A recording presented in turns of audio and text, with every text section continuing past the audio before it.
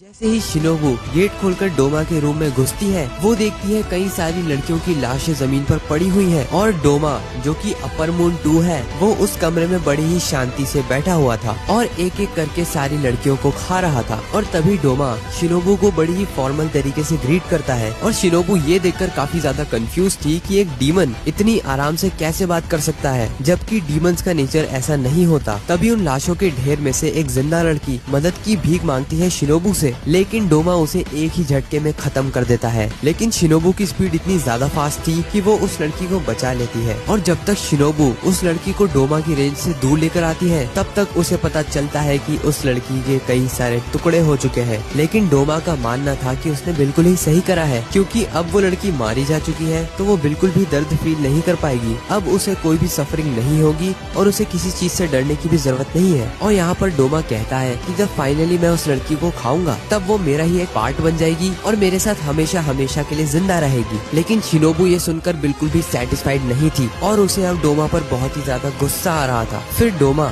Shinobu से पूछता है कि क्या तुम्हारे साथ कुछ गलत हुआ है, और अगर ऐसा हुआ है तो तुम मुझसे बिना डरे कह सकती हो, मैं तुम्हारी पूरी कहानी सुनूंगा।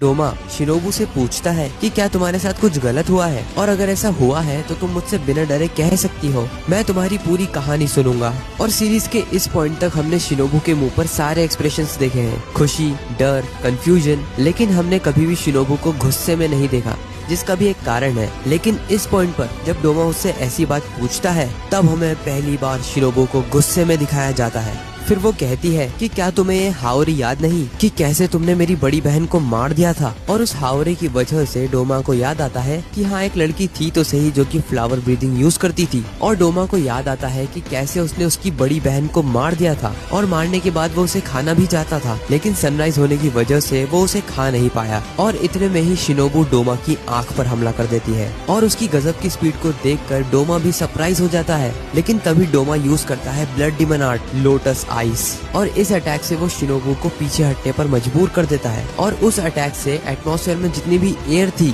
वो इतनी ज्यादा ठंडी हो जाती है कि अगर कोई नॉर्मल इंसान उसे ब्रीथ करेगा तो उसकी लंग्स हाथों हाथ ही जम जाएगी। फिर डोमा बोलता है कि तुम बहुत ज्यादा फास्ट तो हो ही, लेकिन तुमने मेरे गले पर हमला करने की बजाय मेरी आंख पर हमला किया, जिससे एक अपर मून को तो कोई फर्क नहीं पड़ेगा। जिस पर शिनोबू का जवाब होता है कि उसका मकसद था ही नहीं डोमा की गर्दन काटना, वो तो बस उसकी बॉडी में पॉइजन पहुंचाना चाहती थी। और तभी डोमा की हालत खराब होने लगती है, वो खून की उल्टियां करने लगता है। लेकिन जैसा कि शिनोबू को डर था, इतना कम पॉइजन डोमा को मारने के लिए काफी नहीं है और कुछ सेकंड्स में ही डोमा उस पॉइजन से इम्यून हो जाता है। लेकिन क्योंकि ये शिनोबू का पहला ही पॉइजन था, इसलिए डोमा काफी ज्यादा एक्साइटेड था कि अगले पॉइजन कितने पावरफुल होंगे। मतलब डोमा को उसकी स्ट्रेंथ पर इतना ज्यादा भरोसा है कि वो हाशिरास के सामने भी मजाक मस्ती कर रहा है। लेकिन शिनोबू भी जानती थी कि इतनी जल्दी डोमा नहीं मरेगा, इसलिए वो अगले अटैक के लिए तैयार हो जाती है। जिसके बाद हम देखते हैं डोमा के बचपन या फिर उसके पास्ट को, जहाँ पर डोमा के जन्म के साथ ही उसकी आंखों का कलर रेनबो कलर का था और उसके बाल भी व्हाइट कलर के थे, जिस वजह से लोगों का ये मानना था कि डोमा बहुत ही ज्यादा स्पेशल है। और डोमा के पेरेंट्स का भी यही मानना था और यही वो कारण था कि डोमा अपने पेरेंट्स को बहुत ही बेवकूफ समझता था। जिसके बाद डोमा के पेरेंट्स अपना खुद का नया कल्ट शुरू कर देते हैं, इटर्नल पैराडाइज कल्ट, और इसका एक सेपरेट मंदिर भी था जहाँ पर कई सारे लोग आते थे और 4-5 साल के बच्चे डोमा से अपनी लाइफ में हो रहे दुख दर्द के लिए सॉल्यूशन मांगते थे। हालांकि डोमा में बचपन से कोई भी फीलिंग्स नहीं थी और उसे अडल्ट्स पे बहुत ही ज्यादा गुस्सा आता था, क्योंकि वो इतने बड़े हो चुके हैं लेकिन इतनी छोटी सी बात नहीं समझते कि एक छोटा सा बच्चा जिसकी आंखें कलरफुल है वो उन्हें मोक्ष नहीं दिला सकता। और इस सब से डोमा इतना परेशान हो जाता है कि वो रो देता है, क्योंकि उसके हिसाब से देवता भगवान जैसी कोई चीज एग्जिस्ट करती ही नहीं है। ये सब सिर्फ इंसानों के बनाए हुए कैरेक्टर्स हैं ताकि वो अपने दर्द को थोड़ा कम कर सके। लेकिन अडल्ट्स कैसे भी हो, डोमा बचपन से ये समझता था उन्हें अंधविश्वास से ही सही लेकिन खुश करना डोमा का काम है। फिर प्रेजेंट टाइम में हम देखते हैं कि शिनोबू डोमा पर अपने एक और पॉइजन से हमला करती है, लेकिन डोमा को बिल्कुल टाइम नहीं लगता उसे हील करने में और उल्टा वो शिनोबू से पूछता है कि क्या वो ठीक है, क्योंकि डोमा के ब्लड डिमन आर्ट से शिनोबू की सांसें अब तेज हो रही है और उसे सांस लेने में तकलीफ हो रही है। डोमा कहता है कि कब तक तुम अपनी सांसों को रोक कर रखोगी, कभी न कभी तो तुम्हें सांस लेनी ही पड़ेगी और मेरे ब्लड डिमन आर्ट को इनहेल करना ही होगा। शिनोबू अब ये चीज तो समझ गई थी कि अगर वो और ज्यादा सांस लेगी तो डोमा का ब्लड डीमन आर्ट उसे अधमरा कर देगा, और इसीलिए बिना टाइम वेस्ट किए Shinobu insect breathing dance of the dragon fly compound eyes hexagon का यूज करती है और डोमा को मल्टीपल जगह पर स्टैब कर देती है। डोमा कहता है कि शिट यार, तुम तो बहुत ही ज्यादा फास्ट हो, लेकिन जैसे ही वो पीछे देखता है शिनोबू की बॉडी पर एक बहुत ही बड़ा कट आ चुका था। क्योंकि शिनोबू भले ही फास्ट होगी लेकिन डोमा भी अपर मून 2 है। फिर डोमा शिनोबू का मजाक उड़ाता है कि तुम्हारी स्पीड बहुत ज्यादा है, शायद तुम मेरा गला भी काट देती, लेकिन शिट तुम्हारे हाथों में तो इतनी ताकत ही नहीं है कि तुम मेरे गले को काट सको। फिर जब शिनोबू का खून उसके हाथों पर गिरता है तब वो रियलाइज करती है कि उसके हाथ कितने ज्यादा छोटे हैं, और वो सोचती है कि बचपन में उसकी हाइट बढ़ना बहुत जल्दी ही बंद हो गई थी और एक लड़की होने की वजह से उसकी स्ट्रेंथ भी बहुत कम बढ़ी थी। फिर वो सोचती है कि अगर उसके हाथ और मसल्स थोड़ी पावरफुल होती तो वो भी डीमंस का गला काट पाती, जैसे कि उसकी बड़ी बहन कर पाती थी। फिर शिनोबू को अपनी बड़ी बहन के साथ बिताए आखिरी पल याद आने लगते हैं और वो सोचने लगती है कि वो डोमा को कभी नहीं हरा सकती। लेकिन तभी उसकी बड़ी बहन की स्पिरिट उसके सामने आ जाती है। वो शिनोबू से कहती है कि उसके पास बिल्कुल टाइम नहीं है वेस्ट करने के लिए, लेकिन शिनोबू जो कि रोने लगी थी वो कुछ भी नहीं कर पा रही थी, उसकी इंजर्ड बॉडी की वजह से और उसके ब्लड डीमन आर्ट से सांस ना लेने की वजह से। काना इस पर बोलती है कि ये कोई कारण नहीं हुआ डोमा से हारने के लिए, भले ही शिनोबू को खुद को सैक्रिफाइस करना पड़े लेकिन डोमा को मारना उसकी रिस्पॉन्सिबिलिटी है। तभी डोमा शिनोबू की तरफ बढ़ने लगता है और शिनोबू को उसकी छोटी बहन कानाओ याद आती है। इससे पहले डोमा कुछ बोल पाता या कर पाता, शिनोबू उठकर खड़ी हो जाती है और ये देखकर डोमा काफी ज्यादा कंफ्यूज था। जब शिनोबू खून की उल्टियां करने लगती है तो डोमा उसे मना करता है कि अपनी छोटी सी बॉडी पर ज्यादा प्रेशर मत डालो, लेकिन इससे पहले डोमा कुछ और बोल पाता, शिनोबू यूज करती है insect breathing dance of the centipede 100 leg बिलोस, और डोमा जो कि अभी तक मजाक के मूड में था एकदम से सीरियस हो जाता है क्योंकि शिनोबू इतनी ज्यादा फास्ट थी कि डोमा को कुछ दिखा ही नहीं, और सडनली शिनोबू डोमा के सामने आ जाती है। डोमा भी अपनी पूरी स्पीड से उस पर अटैक करता है, लेकिन उस अटैक से उसकी सिर्फ हावरी ही कटती है और शिनोबू नीचे झुककर उस पर अपना मेन अटैक यूज करती है, जिससे वो अपनी तलवार को डोमा के गले के आर पार करते हुए ऊपर सीलिंग में घुसा देती है। तभी शिनोबू को अपना बचपन याद आने लगता है कि वो अपने पेरेंट्स के साथ कितनी ज्यादा खुश थी, लेकिन फिर एक दिन सबकी ही तरह किसी डीमन ने शिनोबू के घर पर हमला कर दिया और उसके पेरेंट्स को मार दिया। वो डीमन शिनोबू और उसकी बड़ी बहन को भी मारने ही वाला था, लेकिन टाइम पर वहाँ पर गियो में आ जाता है और उन दोनों बहनों को बचा लेता है। और वही दिन था जब शिनोबू और उसकी बड़ी बहन कानाए एक दूसरे से वादा करती हैं कि जैसे उनकी फैमिली और सारी खुशियाँ डिस्ट्रॉय हो गई, वो दूसरों के साथ ऐसा नहीं होने देंगी। और उसके बाद वो दोनों ही डीमन स्लेयर बन जाती है। और शिनोबू जिसने अपनी तलवार अपर मून 2 के गले में डाल रखी थी, वो ये सोचती है कि एक डीमन को मारने से वो कई लोगों की जान बचा सकती है, लेकिन एक अपर मून को मारने से वो कई हजारों लोगों की जान बचा सकती है। फिर शिनोबू को एनिमे के सीजन 1 का वो सीन याद आता है जब तांजीरो से पूछता है कि क्या तुम गुस्से में हो। शिनोबू तांजीरो की बात का जवाब देते हुए कहती है कि वो तब से गुस्से में है जब से उसके पेरेंट्स को मार दिया गया था, जब उसकी बहन को मार दिया गया था और जब उसके सारे स्टूडेंट्स को मार दिया गया था, वो तब से गुस्सा है। उसे याद आती है आओई, सुमी, कियो और नाहो के पेरेंट्स को जैसे मार दिया गया था और कैसे डीमंस की वजह से वो अनाथ और हेल्पलेस हो गई थी।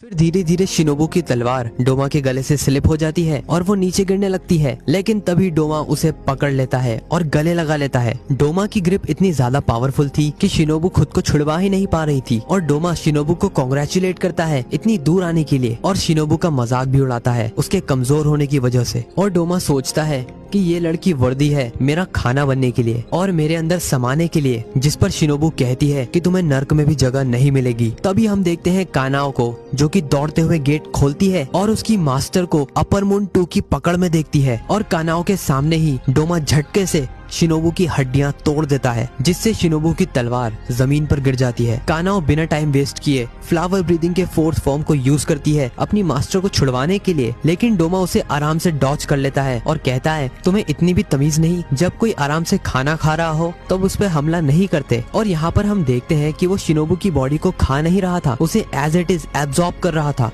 और कानाओ इतनी ज्यादा हेल्पलेस थी कि वो देखने के अलावा कुछ भी नहीं कर पाती है, और उसे डोमा पर बहुत ज्यादा गुस्सा आता है और कुछ ही देर में डोमा शिनोबू को पूरी तरीके से कंज्यूम कर लेता है। डोमा कहता है कि वो लड़की बहुत ज्यादा टेस्टी तो थी ही, साथ ही बहुत अच्छी भी थी, लेकिन हम ज्यादा टाइम साथ में स्पेंड नहीं कर पाए क्योंकि उसे बहुत गुस्सा आ रहा था। लेकिन देखो आज का दिन कितना अच्छा है, भगवान ने मेरे लिए एक और स्वीट डिश भेज दी है। और वो ये सब कहता है शिनोबू की हेयर पिन को चाटते हुए, जिस पर उसके सामने खड़ी लड़की जो कि काफी ज्यादा डैमेज ले चुकी थी, वो लड़खड़ाते हुए कहती है कि उसका नाम है सुयुरु कानाओ और वो कोचो कानाए और कोचो शिनोबु की छोटी बहन है। जिस पर डोमा कहता है कि उसे देखकर लगता तो नहीं कि वो लोग ब्लड रिलेटेड है। खैर उसे क्या ही फर्क पड़ता है, उसे तो सिर्फ लड़कियां खानी है जो कि काफी ज्यादा डिलीशियस होती है। और डिलीशियस से उसे याद आता है कि उसका दोस्त अकाजा लड़कियों को खाने के सख्त खिलाफ था, जबकि डोमा के हिसाब से उसे लड़कियों को खाना चाहिए क्योंकि उनमें ज्यादा न्यूट्रिशनल कंटेंट होता है। लेकिन अकाजा कहाँ मानने वाला था। ऊपर से मास्टर मुजान ने भी उसे स्पेशल परमिशन दे रखी थी कि वो जिसे चाहे उसे खाए और जिसे चाहे उसे नहीं खाए। वैसे भी मास्टर मुजान उसे रैंडम मिशंस पर नहीं भेजते थे, वो उसे स्पेशल मिशंस पर ही भेजते थे। फिर वो अकाजा की मौत पर रोने लगता है कि अब उसका कोई दोस्त नहीं,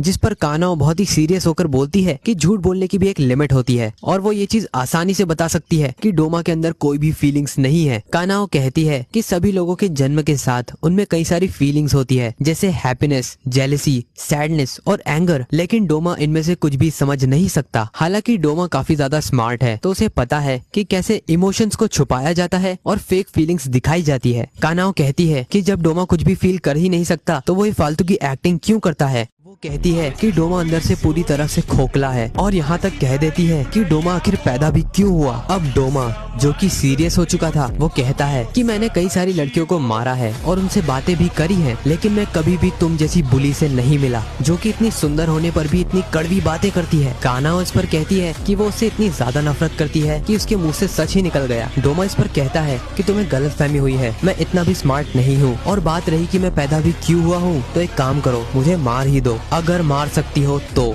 डोमा सडनली कानाओ के पीछे आ जाता है और अपने फैन से उस पर हमला कर देता है, लेकिन कानाओ न केवल उस अटैक को डॉज कर लेती है, वो डोमा के पेट पर भी एक स्लैश मार देती है। डोमा उस पर हमला करता है लेकिन वो अपनी फ्लेक्सिबिलिटी से खुद को फिर से बचाने में कामयाब हो जाती है। और सिर्फ यही नहीं, उस पूरे कमरे में जो डोमा का ब्लड डिमन आर्ट फैला हुआ था, कानाओ ने अभी तक उसे इनहेल नहीं करा, मतलब वो प्रॉपर्ली सांस भी नहीं ले रही है। फिर कानाओ मन ही मन में सोचती है कि उसके रोंगटे खड़े हो रहे हैं, घबराहट में उसके हाथ अपने आप ही धूज रहे हैं और डोमा की वो खतरनाक इमेज उसके दिमाग से निकल ही नहीं रही। लेकिन उसे डोमा पर इतना ज्यादा गुस्सा आ रहा है कि मानो उसकी बॉडी जल रही है सिर्फ डोमा को मारने के लिए। तभी वो डोमा के सामने चिल्लाती है कि वो उससे बहुत ज्यादा नफरत करती है क्योंकि डोमा ने उसकी फैमिली को मार दिया। तभी वो यूज करती है flower breathing, fifth form, peony of fertility, और रैपिडली वो डोमा पर कई सारे हमले कर देती है, जिसके जवाब में डोमा यूज करता है blood demon technique, snowfall in a wilted garden, जिससे बहुत ही मजबूत आइस की कई सारी लेयर्स डोमा के सामने बन जाती है ताकि वो उसे प्रोटेक्ट कर सके। लेकिन कानाओ अपने फ्लावर ब्रीदिंग के सेकंड फॉर्म से सभी को तोड़ देती है। डोमा समझ जाता है कि ये भले ही बहुत पावरफुल नहीं है, लेकिन फिर भी इसकी एनालिटिकल स्पीड और आंखों की तेजी बहुत ज्यादा है, इसलिए वो कानाओ की आंखों पर हमला करता है। लेकिन ऑफ कोर्स कानाओ उसे डॉज कर लेती है और फ्लावर ब्रीदिंग के सिक्स्थ फॉर्म से वो डोमा पर फिर से अटैक करती है। कानाओ यूज करती है फ्लावर ब्रीदिंग के सिक्स्थ फॉर्म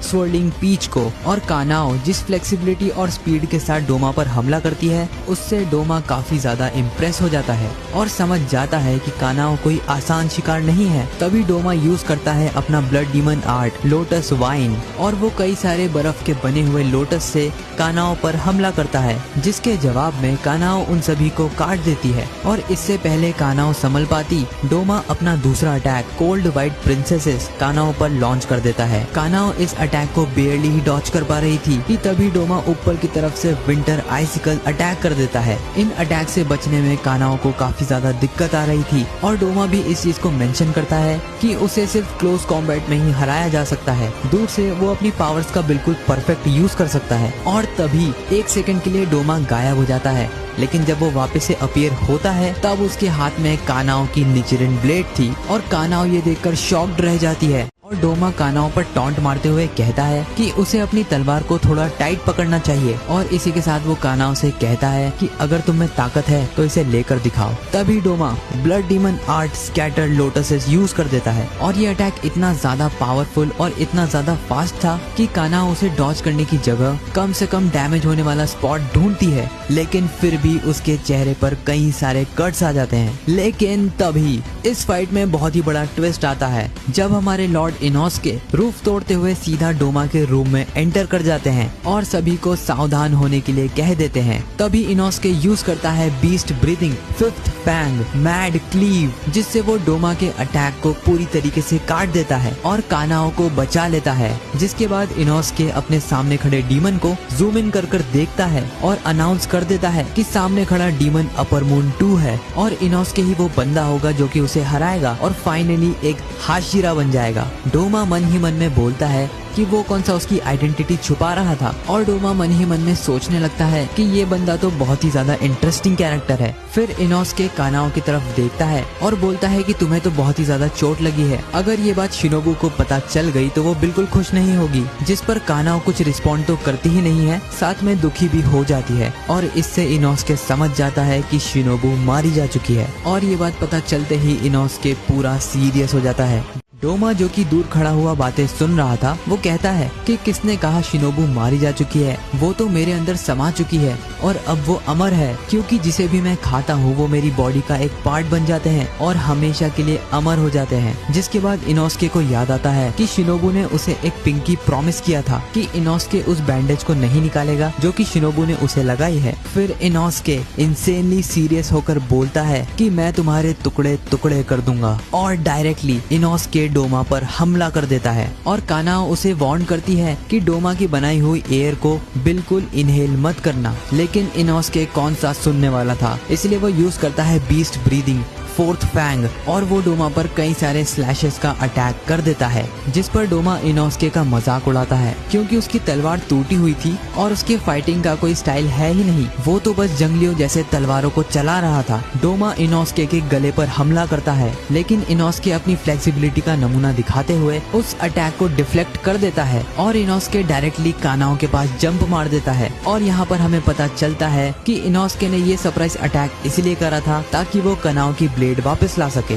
डोमा को इस अटैक से थोड़ी चिढ़ होती है, इसलिए वो इनोस्के के पास जाता है और अपने फैन से उस पर हमला कर देता है और इनोस्के भी अच्छी टक्कर देते हुए उस अटैक को डिफेंड करता है और अपने अनप्रेडिक्टेबल मूव्स की वजह से वो डोमा के पेट पर एक किक भी मार देता है। फिर फुल स्पीड से इनोस्के डोमा की तरफ बढ़ने लगता है और डोमा के पास पहुंचने से पहले ही वो अपना अटैक लॉन्च कर देता है। डोमा ये चीज कैलकुलेट कर चुका था कि इनोस्के का अटैक उस पर नहीं लगेगा, लेकिन डोमा को असली झटका लगता है जब उसकी दोनों आंखें कट जाती है, क्योंकि यहाँ पर इनोस्के ने यूज किया था beast breathing ninth fang, godly undulating slice, जिसमें वो अपने पूरे हाथों के जॉइंट्स को डिसलोकेट कर लेता है और सेफ डिस्टेंस से ओपोनेंट पर अटैक करता है। कानाओ इनोस्के को ऐसे देखकर पूरी से शॉक थी और तभी इनोस्के एक ही झटके में सारे जॉइंट्स को वापस अपनी जगह पर ले आता है और कहता है कि उसका निशाना बहुत ही कमजोर है, वो तो एक्चुअली में गले पर मारना चाहता था। और ये देखकर डोमा हंस पड़ता है और कहता है कि मैंने अपनी पूरी लाइफ में तुम जैसे फाइटर से कभी फाइट नहीं की। जिस पर इनोस्के कहता है कि ऐसा इसलिए क्योंकि आज तक मेरी लेवल पर कोई पहुंचा ही नहीं है। इनोस्के ये सब बोल ही रहा था कि तभी उसका मास्क एकदम से गायब हो जाता है और हम देखते हैं डोमा के हाथ में इनोस्के का मास्क था और वो कहता है कि बोर्ड की चमड़ी बहुत ही ज्यादा पुरानी हो गई है और आखिर तुम्हें इन सड़ी हुई आंखों में से दिखता भी कैसे है। जिस पर इनोस्के गुस्से में अपना मास्क वापस मांगता है कि तभी डोमा को कुछ याद आता है और वो कहता है कि एक मिनट, मुझे ऐसा लगता है कि मैंने तुम्हें पहले भी कहीं देखा है। डोमा इनोस्के से पूछता है कि क्या हम पहले मिल चुके हैं, जिस पर इनोस्के गुस्से में अपना मास्क वापस मांगता है। हालांकि डोमा को थोड़ा थोड़ा याद आ रहा है कि वो कब मिले थे।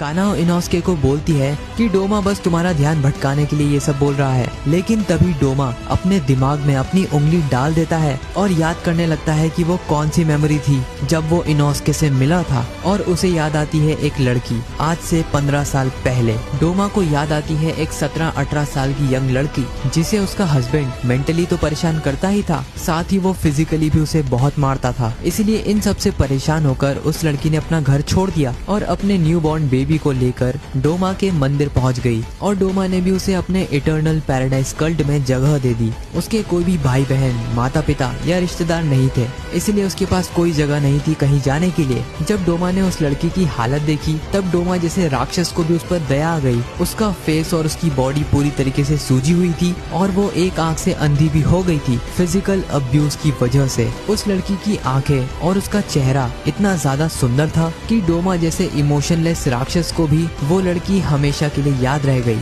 और इनोस्के का चेहरा उससे इतना ज्यादा मिलता है कि इस पूरी दुनिया में वही उसकी माँ हो सकती है। इनोस्के इस पर बोलता है कि बकवास बंद करो, मैं तो एक बोर का बेटा हूँ। जिस पर डोमा कहता है कि अगर तुम एक इंसान हो तो तुम्हें एक इंसान नहीं जन्म दिया होगा। जिस पर डोमा कहता है कि अगर तुम एक इंसान हो तो तुम्हें एक इंसान नहीं जन्म दिया होगा। इनोस्के फिर बिना सोचे समझे डोमा पर हमला कर देता है, बीस्ट ब्रीदिंग सिक्स्थ फैंग। लेकिन तभी डोमा कहता है कि तुम्हारा मुझसे मिलना किसी चमत्कार से कम नहीं है और वो इनोस्के की छाती पर बहुत ही गहरे 2 कट मार देता है। कानाओ इनोस्के से कहती है कि प्लीज शांत हो जाओ, तुम्हारी एक गलती तुम्हारी जान ले सकती है। डोमा फिर अपनी स्टोरी को कंटिन्यू रखता है और बताता है कि वो इतनी ज्यादा सुंदर थी कि डोमा उसे बिल्कुल भी खाना नहीं चाहता था, क्योंकि इतनी सुंदर लड़की अगर तुम्हारे साथ में हो तो काफी अच्छा लगता है। लेकिन उस लड़की के पास सिर्फ सुंदरता थी, दिमाग बिल्कुल भी नहीं था। उस लड़की की आवाज भी काफी अच्छी थी, क्योंकि वो अपने बेटे के लिए हमेशा एक पिंकी प्रॉमिस नाम की लोरी गाती थी।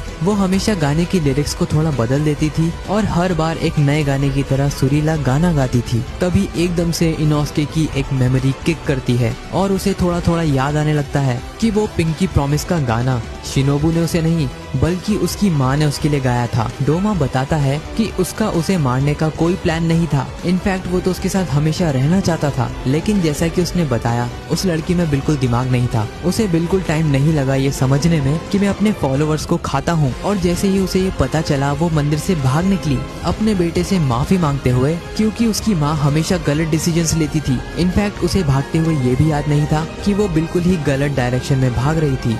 इसलिए वो अपने बेटे को लेकर जंगल में कहीं घूम जाती है और बस अपने बेटे को एक ही चीज बोलते हुए दोहरा रही थी कि I am sorry sorry sorry sorry. वो जिस गांव में भागना चाहती थी वो उसे नहीं ढूंढ पाई और एक पहाड़ी के किनारे आकर रुक गई, क्योंकि डोमा उसका पीछा कर रहा था। वो ये बात जानती थी कि डोमा उसे मिलते ही मार देगा, इसीलिए वो अपने बेटे से हजारों बार सॉरी कहती है और रोते हुए इनोस्के को नीचे पानी में फेंक देती है ताकि इनोस्के के जिंदा रहने का थोड़ा चांस तो बचे। वो अपने बेटे को पानी में बहते हुए देख रही थी कि तभी वहाँ पर डोमा आ जाता है और एक ही झटके में उसे मार देता है। डोमा को पूरा यकीन था कि इतनी ऊपर से गिरने के बाद वो बच्चा मारा गया होगा, लेकिन उसे क्या पता था कि किस्मत ये करवट लेने वाली है। डोमा कहता है कि उस लड़के के साथ बहुत ही बुरा हुआ और डोमा बताता है कि उसने उसकी आखिरी हड्डी भी चाट चाट कर खा ली, क्योंकि वैसे भी अगर वो घर जाती तो उसका हस्बैंड उसे धीरे धीरे ही सही लेकिन मार देता। और डोमा कहता है कि उस बेचारी लड़की की किस्मत बहुत ही खराब थी। कानाओ जोर से चिल्लाती है कि चुप हो जाओ, लेकिन डोमा चुप ही नहीं हो रहा था। इनोस्के फिर पानी में से अपनी तलवार को बाहर निकालता है और डोमा कहता है कि तुम्हारी मॉम तुमसे बहुत ज्यादा प्यार करती थी।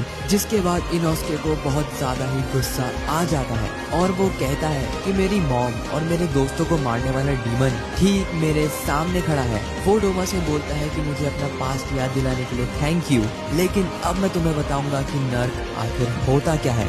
डोमा इनोस्के से कहता है कि तुम्हें बहुत बड़ी गलतफहमी हो गई है। एक्चुअली में स्वर्ग और नर्क जैसी कोई चीज होती ही नहीं है, ये तो बस इंसान की बनाई हुई झूठी कहानियां हैं। जबकि सच तो ये है कि जो भी अच्छा काम करने की कोशिश करता है हमेशा सारी दिक्कतें उसी को उठानी पड़ती है। वहीं दूसरी तरफ जो लोग सिर्फ वही करते हैं जो वो करना चाहते हैं, अच्छे और बुरे का फर्क देखे बिना, वही इस दुनिया में खुशी से रह पाते हैं। इनोस्के चिल्लाते हुए कहता है कि अगर नर्क नहीं होता तब भी वो डोमा के लिए एक नया नर्क बना देगा। जिसके बाद डोमा यूज करता है blood demon art freezing cloud, जिससे हर जगह बर्फ के क्लाउड्स बन जाते हैं। इससे बचने के लिए इनोस्के यूज करता है beast breathing 10th fang circular fangs और वो अपनी तलवार को पंखे की तरह घुमाकर सारे क्लाउड्स को खुद से दूर कर देता है। तभी कानाओ डोमा पर पीछे से हमला कर देती है, लेकिन डोमा उस अटैक को आसानी से देख लेता है, इसीलिए वो अपने फैंग से कानाओ को पानी में फेंक देता है। तभी डोमा हवा में कूदता है और छत पर जाकर खड़ा हो जाता है।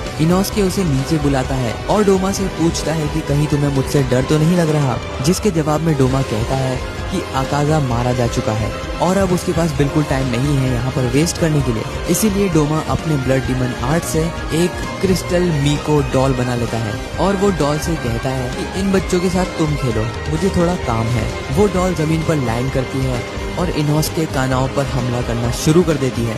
डोमा उन दोनों को बताता है कि ये डॉल मेरे जितनी ही पावरफुल है, और इतना कहते ही डोमा वहाँ से जाने लगता है। तभी इनोस्के जोर से चिल्लाता है कि आखिर तुम मुझसे भाग क्यों रहे हो, लेकिन कानाओ उसे बैटल पर ध्यान देने के लिए कहती है क्योंकि मीको डॉल इनोस्के के जस्ट सामने आकर उस पर हमला कर देती है। फिर डोमा नोटिस करता है कि इनोस्के तो ब्रीथ कर ही नहीं रहा और बिना सांस लिए भी वो इतनी कमाल की टक्कर दे रहा है। तभी मीको डॉल यूज करती है व्हाइट विजार्ड प्रिंसेसेस और पूरे कमरे में आइस फॉग फैला देती है और इनोस्के इस हमले से बचने के लिए भागने लगता है। जाने से जस्ट पहले डोमा नोटिस करता है कि ये बंदा बहुत ही ज्यादा इंटरेस्टिंग है, इसकी फाइटिंग स्टाइल भी बहुत अलग है, शायद इसे और थोड़ी देर ऑब्जर्व करने से कुछ नई इन्फॉर्मेशन मिल जाए। डोमा कानाओ और इनोस्के की सारी टेक्निक्स देखना चाहता था और इसीलिए वो अपने अटैक्स को थोड़ा और पावरफुल कर देता है। फिर डोमा अपनी एक और डॉल बना देता है ताकि ये खेल जल्दी से खत्म हो जाए और वो मास्टर मुजान की कुछ मदद कर सके। डोमा की नई डॉल आते से ही विंटर आइसिकल अटैक कर देती है,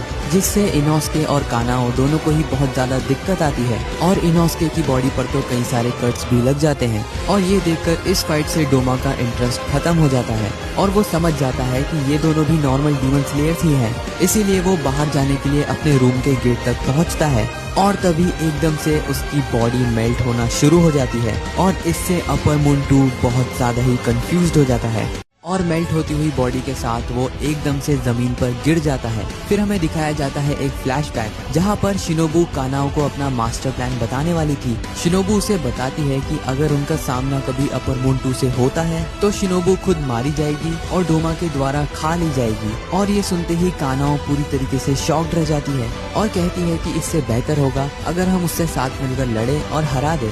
शिनोबू कहती है कि ये पॉसिबल नहीं है क्योंकि एक अपर मून लगभग 3 हाशिरास के जितना पावरफुल होता है और जहाँ तक उसे इन्फॉर्मेशन मिली है अपर मून 2 को लड़कियों से एक अलग ही ऑब्सेशन है। शिनोबू जानती थी कि अगर वो डोमा से लड़ेगी तो वो डेफिनेटली मारी जाएगी, इसीलिए उसने एक प्लान बनाया और पिछले 1 साल से शिनोबू विस्टेरिया पॉइजन कंज्यूम कर रही है। धीरे धीरे करके उसने अपनी बॉडी में बहुत ज्यादा पॉइजन इंजेक्ट कर लिया है। यहाँ पर शिनोबू बताती है कि उसकी तलवार में सिर्फ 37 ml विस्टेरिया पॉइजन आ पाता है मैक्सिमम, लेकिन अभी इस पॉइंट तक शिनोबू की बॉडी में 37 किलोग्राम पॉइजन है, जो कि एक अपर मून को कमजोर करने के लिए काफी है। हम देखते हैं कि डोमा की बॉडी अब मेल्ट होने लगी है और उसका रीजनरेशन भी रुक गया है और तभी एकदम से उसकी आइस डॉल्स भी टूट जाती है। कानाओ, जिसे शिनोबू का प्लान पहले से ही पता था, वो इनोस्के से कहती है कि अभी सही टाइम है डोमा का गला काटने का और शिनोबू को खुद नहीं पता था कि ये प्लान काम करेगा भी या नहीं।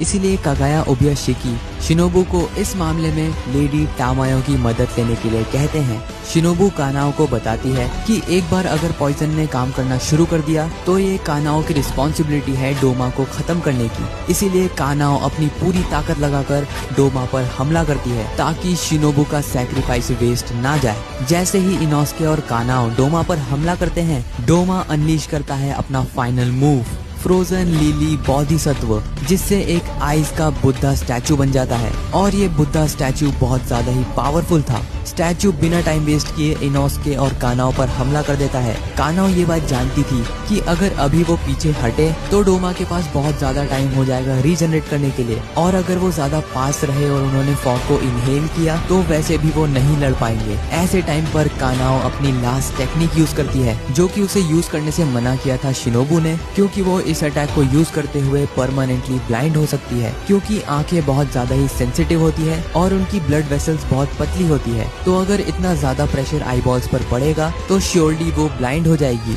लेकिन कानाओ का ये सैक्रिफाइस बहुत ही छोटा होगा शिनोबू के सैक्रिफाइस के सामने, इसलिए वो यूज करती है flower breathing scarlet spider lily ice, जो कि फ्लावर ब्रीदिंग का फाइनल फॉर्म है। इससे कानाओ की आंखें पूरी तरीके से ब्लड से भर जाती है और वो इसे ज्यादा लंबे टाइम तक यूज नहीं कर सकती। तभी वो देखती है कि बुद्धा स्टैचू ने इनोस्के को पकड़ रखा है और बस मारने ही वाला है कि तभी कानाओ स्टैचू पर हमला कर देती है और स्टैचू के हाथों को काट देती है, जिससे इनोस्के फ्री हो जाता है। कानाओ का अगला टारगेट था डोमा का गला, और जैसे ही वो उस पर हमला करने वाली थी, बोधिसत्व स्टैचू का मुंह डायरेक्टली कानाओ के पीछे आ जाता है और उस पर आइसी फॉग अटैक कर देता है, जिससे कानाओ कानाओ आधे से ज्यादा जम जाती है और डोमा का गला काटने से पहले ही उसकी तलवार रुक जाती है। तभी इनोस्के यूज करता है उसकी brand new technique sword throwing slice, जिसमें वो अपनी तलवारों को पूरी पावर के साथ कानाओ की तलवार पर फेंक देता है। एंड फाइनली वही होता है जिसका हम सभी को इंतजार था। इनोस्के की तलवार के कांटेक्ट में आते ही कानाओ डोमा का सर धड़ से अलग कर देती है।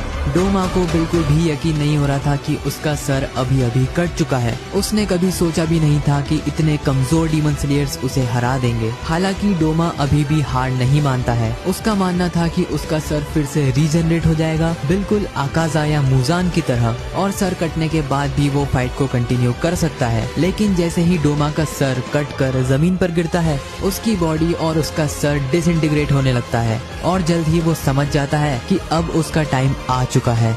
और एकदम से डोमा को ये भी रियलाइज हो जाता है कि स्वर्ग और नर्क जैसी चीजें शायद एग्जिस्ट कर सकती हैं, जिस पर शिनोबू उसे गाली देती है और कहती है कि बेहतर होगा तुम जल्दी से नर्क चले जाओ, क्योंकि मैं तुम्हें और बर्दाश्त नहीं कर सकती। वहीं दूसरी तरफ इनोस्के, जहाँ पर डोमा डिसइंटीग्रेट हुआ था, वहीं पर खड़ा होकर अपनी जीत का ऐलान कर देता है। लेकिन इस पॉइंट तक इनोस्के इतना ज्यादा कमजोर हो गया था कि वो जमीन पर गिर पड़ता है। फिर एकदम से इनोस्के को याद आता है कि एक बार तांजीरो ने उसे बताया था कि सभी की मॉम होती है, पर उस टाइम तक इनोस्के को लगता था कि उसकी कोई मॉम है ही नहीं, वो तो बोर्स के झुंड में से ही एक है। लेकिन तांजीरो उसे यकीन दिलाता है कि तुम एक इंसान हो और इसीलिए तुम्हें इंसान ने ही जन्म दिया है। इनोस्के का मानना ये था कि अगर उसकी कोई मॉम है भी, तब भी उन्होंने इनोस्के को छोड़ दिया। जेनित्सु उस पर कहता है कि अगर तुम्हारी मॉम ने तुम्हें छोड़ा है तो जरूर उनकी कुछ मजबूरी होगी, तभी तो उन्होंने तुम्हें एक नाम दिया है। जिस पर इनोस्के कहता है कि अगर मेरी मॉम को मेरी कोई जरूरत नहीं तो मुझे भी मॉम की कोई जरूरत नहीं। लेकिन तांजीरो उसे ऐसा कहने से मना करता है और कहता है कि मुझे पूरा यकीन है तुम्हारी मॉम तुमसे बहुत ज्यादा प्यार करती होंगी। और इस पैनल में हम देखते हैं कि इनोस्के को उसकी रियल मॉम की याद आने लगती है और उन्हीं की याद में वो रोना शुरू कर देता है।